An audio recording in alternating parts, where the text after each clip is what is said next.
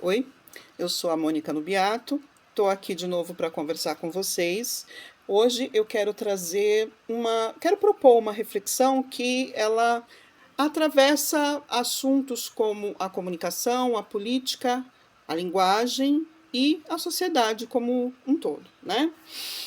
Quando a gente ouve a palavra soberania, o que exatamente a gente está ouvindo? Né?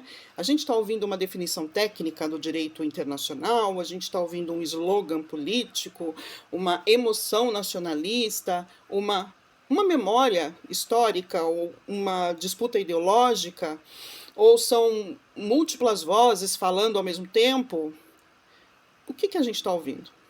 Na minha hipótese, na perspectiva do círculo de Bakhtin, claro, é que a soberania ela não é uma palavra neutra, né?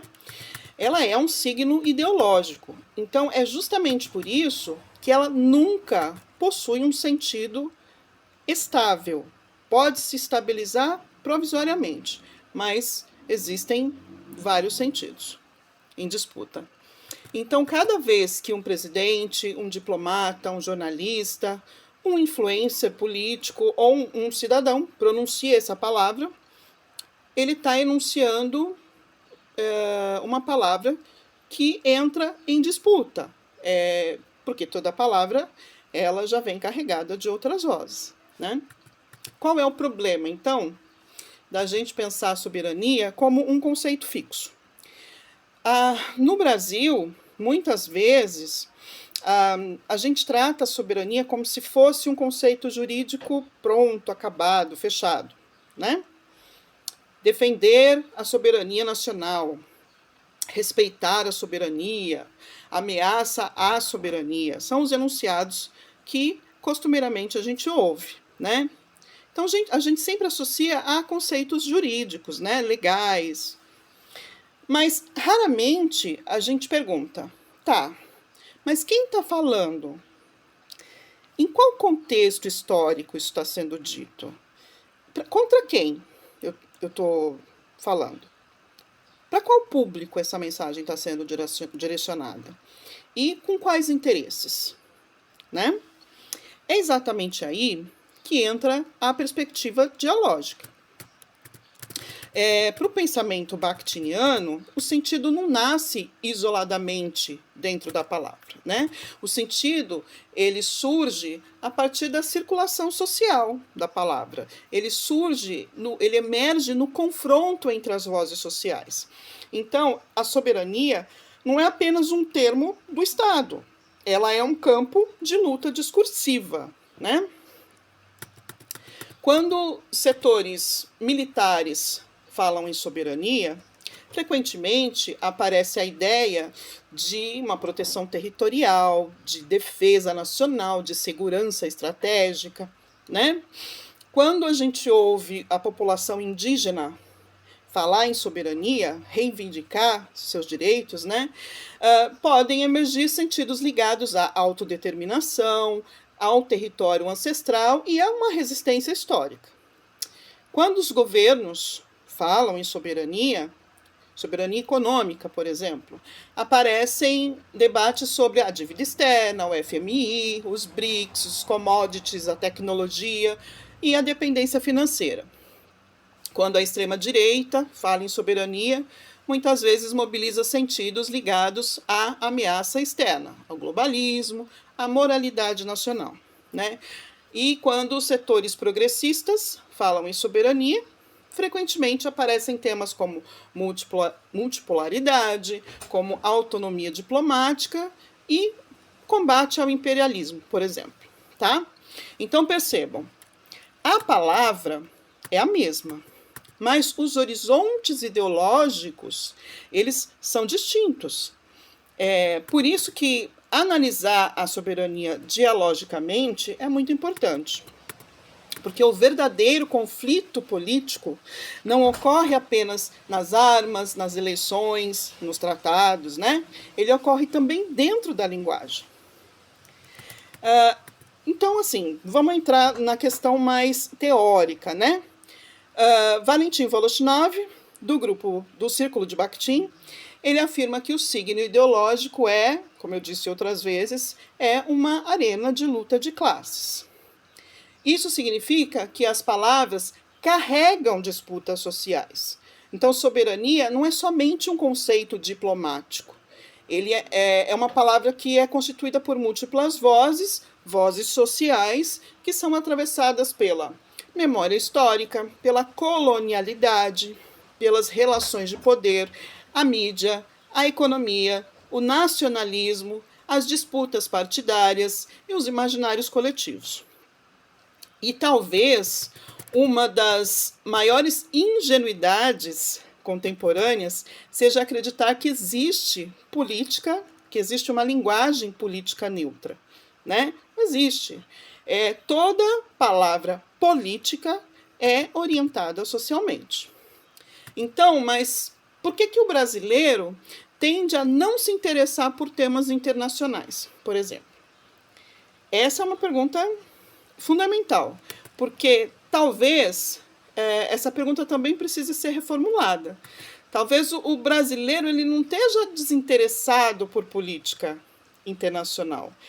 Existe uma distância discursiva construída historicamente, porque durante muito tempo assuntos internacionais foram tratados como técnicos, como burocráticos, como elitizados, diplomáticos demais e afastados da vida cotidiana, né? Como se a política externa ela fosse um assunto apenas para chanceleres, para embaixadores, para especialistas no assunto. Mas isso é uma ilusão, porque a política internacional ela afeta o preço do alimento, o combustível, os empregos, a tecnologia, as redes sociais, as guerras informacionais, os medicamentos, o agronegócio, o clima, a internet, o dólar e a cultura. Né? A nossa moeda, o real e as moedas de qualquer outro país, afeta tudo. Ou seja, a política internacional ela já está dentro da nossa vida cotidiana brasileira. O problema é que muitas vezes ela não é narrada de uma maneira acessível. Aí qual é o papel da mídia brasileira? Também a gente precisa discutir o papel histórico da mídia, porque a cobertura internacional brasileira frequentemente simplifica conflitos complexos, americaniza o olhar geopolítico, transforma a diplomacia em um espetáculo episódico, né? Prioriza crises e guerras, que parece que são novelas, e reduz o sul global à invisibilidade. Além disso, também existe um problema comunicacional profundo. O Brasil ele possui uma tradição limitada de educação midiática e geopolítica popular. Isso vale muito a pena ressaltar. Muitas pessoas conhecem mais sobre eleições nos Estados Unidos do que sobre o Mercosul, né? Principalmente no Brasil, tá? Isso eu não estou me referindo a Uruguai, a Paraguai e Argentina, porque eles são muito politizados em relação aos assuntos do Mercosul. Mas o Brasil sabe mais dos Estados Unidos do que dos assuntos que interessam aqui. Então, isso não acontece por acaso. Os fluxos globais de informação é que são assimétricos, né? Aqui, a gente pode dialogar criticamente, claro, com o McLuhan, com o Flusser, com o Manuel Castells, porque as tecnologias de comunicação, elas reorganizam a nossa percepção de proximidade e de relevância com a informação.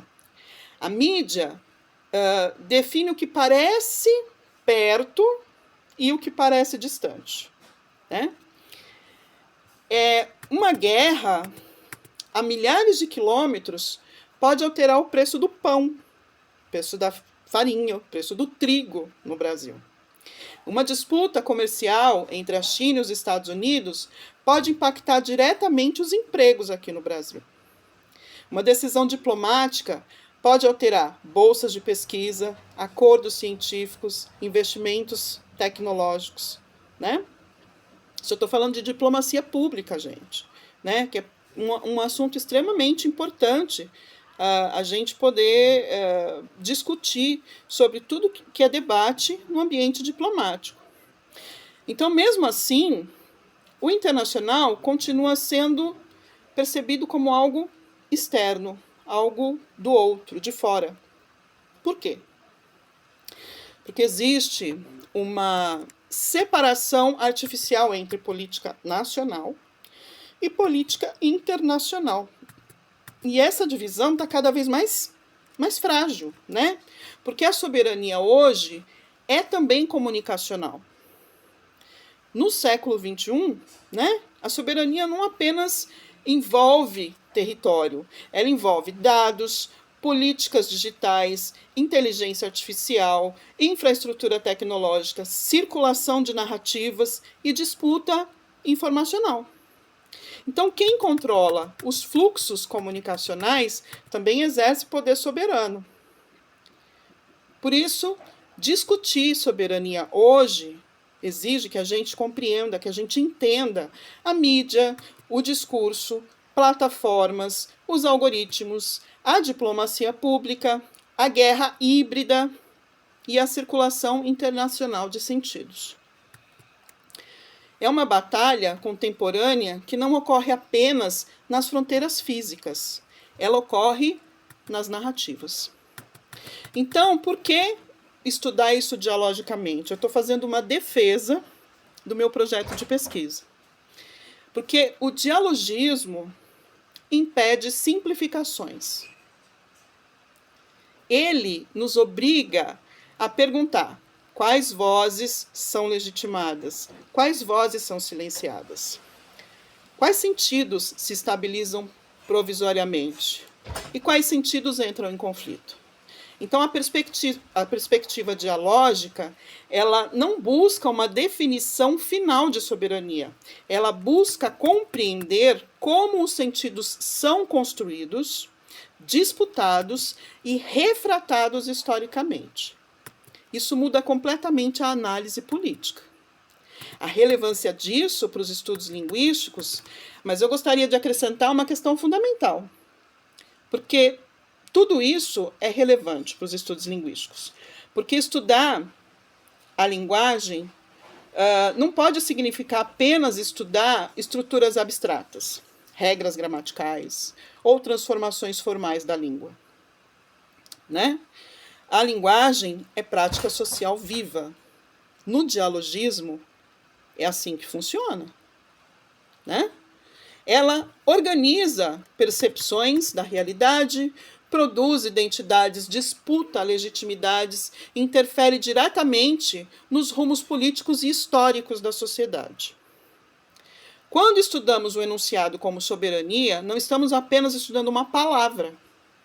A gente está estudando relações de poder, disputas ideológicas, memórias históricas, projetos de nação, conflitos sociais, mecanismos de persuasão e os processos de estabilização e de deslocamento dos sentidos. É justamente por isso que os estudos linguísticos possuem enorme relevância social. De nada adianta estudar uma cultura e uma língua apenas como objetos isolados de contemplação acadêmica. O estudo da linguagem precisa contribuir para a compreensão crítica da sociedade, para os processos políticos, para a memória histórica, para os conflitos ideológicos, para a cultura e também para a própria compreensão da evolução linguística. Então, por que as línguas não evoluem fora da história? Vou dizer, os sentidos, eles mudam porque as sociedades mudam, né? As palavras carregam marcas de guerras, de disputas políticas, de colonialismos, de transformações tecnológicas, revoluções culturais, de tensões econômicas, de processos de globalização, de integracionalismos, né? A própria trajetória histórica de um signo como soberania revela isso. Os sentidos se transformam conforme mudam os governos, os regimes políticos, as mídias, as relações informacionais, os centros de poder global e as vozes sociais que disputam a legitimidade. Por isso, estudar discurso político não é um desvio de estudos linguísticos. É uma das maneiras mais profundas de compreender a linguagem em funcionamento real. Talvez esse seja um dos maiores compromissos éticos da pesquisa em linguagem. Não trata a língua como algo morto, mas trata como uma linguagem histórica. A língua não é algo morto, não é neutro e não é isolado da vida social, né?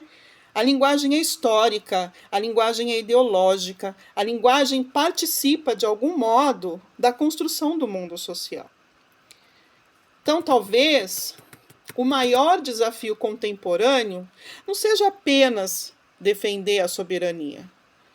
Talvez seja compreender quem fala em nome dela, como ela é narrada, quais interesses ela mobiliza e quais vozes permanecem invisibilizadas nesse processo. Porque as palavras políticas, elas nunca são inocentes. E soberania talvez seja uma das palavras mais disputadas do nosso tempo. É isso.